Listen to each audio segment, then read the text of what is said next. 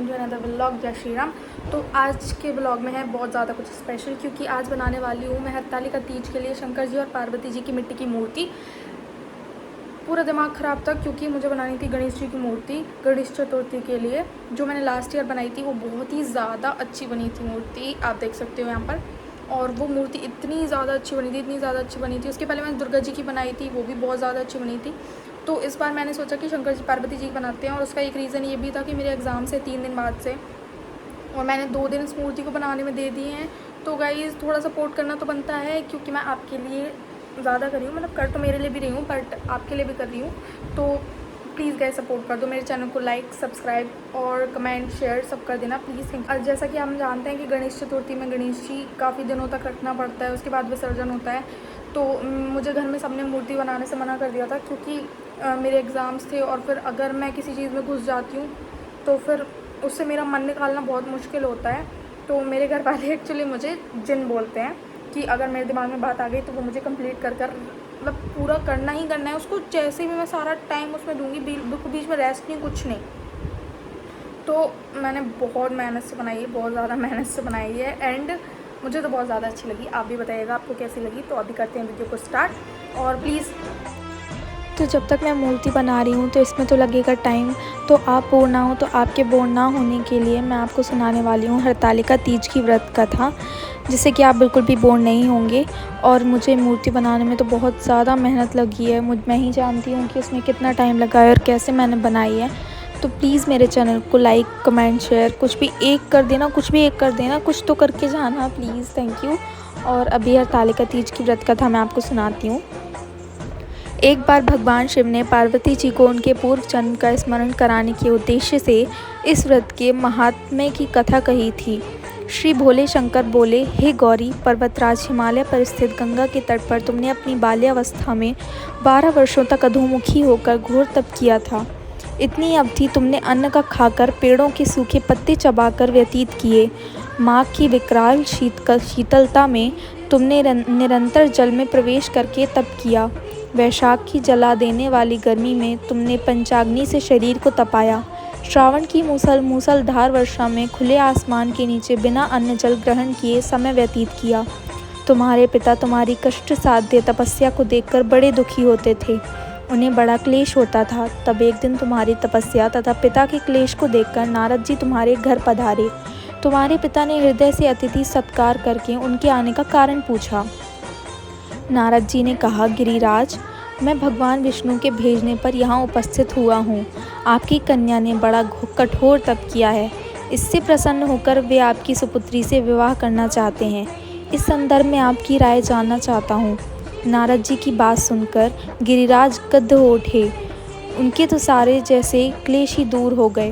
प्रसन्नचित होकर वे बोले, श्रीमान, यदि स्वयं विष्णु मेरी कन्या को वरण करना चाहते हैं तो भला मुझे क्या आपत्ति हो सकती है। वे तो साक्षात ब्रह्म हैं, हे महर्षि। यह तो हर पिता की इच्छा होती है कि उसकी पुत्री सुख संपदा से युक्त पति के घर की लक्ष्मी बने। पिता की सार्थकता इसी में है कि पति के घर जाकर उसकी पुत्री पिता के घर से अधिक सुखी रहे।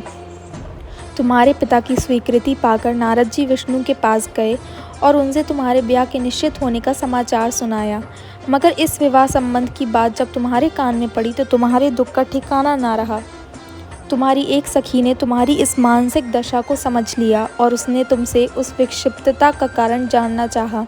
तब तुमने बताया, मैंने सच्चे हृदय से भगवान शिव शंकर का वरण किया है, किंतु मेरे पिता ने मेरा विवाह विष्णु जी से निश्चित कर दिया। मैं विचित्र धर्म संकट में हूँ, अब क्या करूँ। प्राण छोड़ देने के अतिरिक्त अब कोई भी उपाय शेष नहीं बचा है। तुम्हारी सखी बड़ी ही समझदार और सूझबूझ वाली थी। उसने कहा, सखी, प्राण त्यागने का इसमें कारण ही क्या है। संकट के मौके पर धैर्य से काम लेना चाहिए। नारी के जीवन की सार्थकता इसी में है कि वह पति रूप में हृदय से जिसे एक बार स्वीकार कर लिया, जीवन पर्यंत उसी से निर्वाह करे। सच्ची आस्था और एक निष्ठा के समक्ष तो ईश्वर को भी समर्पण करना पड़ता है। मैं तुम्हारे घनघोर जंगल में ले चलती हूँ, जो साधना स्थली भी हो, और जहाँ तुम्हारे पिता तुम्हें खोज भी ना पाएँ, वहाँ तुम साधना में लीन हो जाना। मुझे विश्वास है कि ईश्वर अवश्य ही तुम्हारी सहायता करेंगे। तुमने ऐसा ही किया। तुम्हारे पिता तुम्हें घर पर ना पाकर बड़े दुखी तथा चिंतित हुए। वे सोचने लगे कि तुम जाने कहाँ चली गई। मैं विष्णु जी से तुम्हारा उसका विवाह करने का प्रण कर चुका हूँ।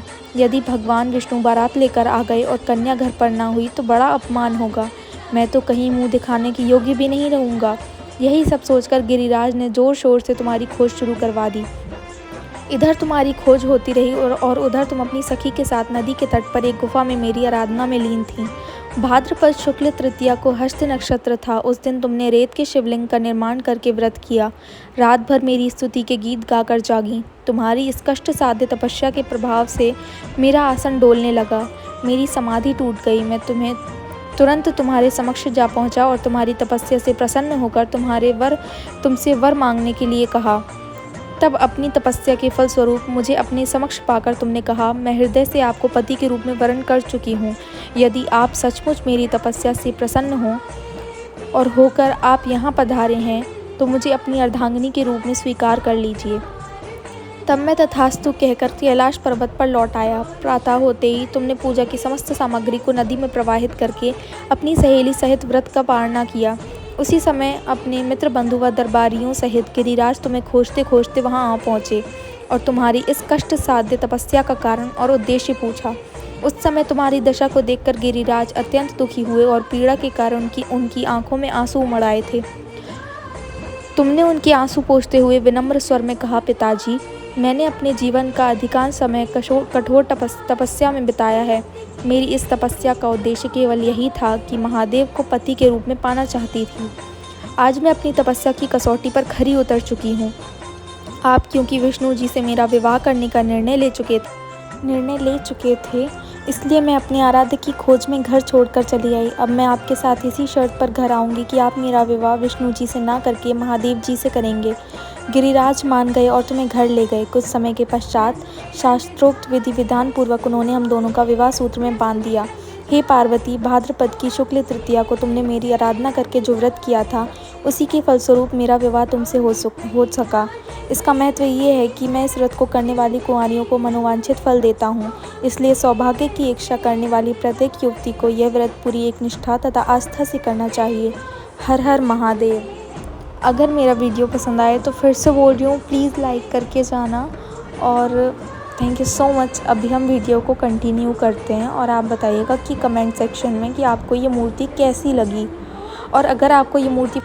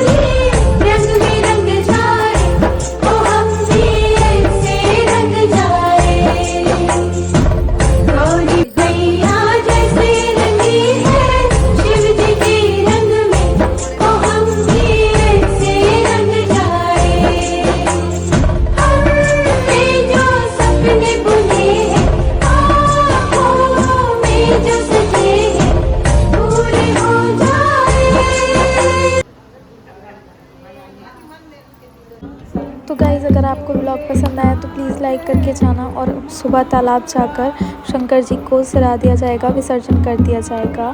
तो गुड नाइट, बाय बाय।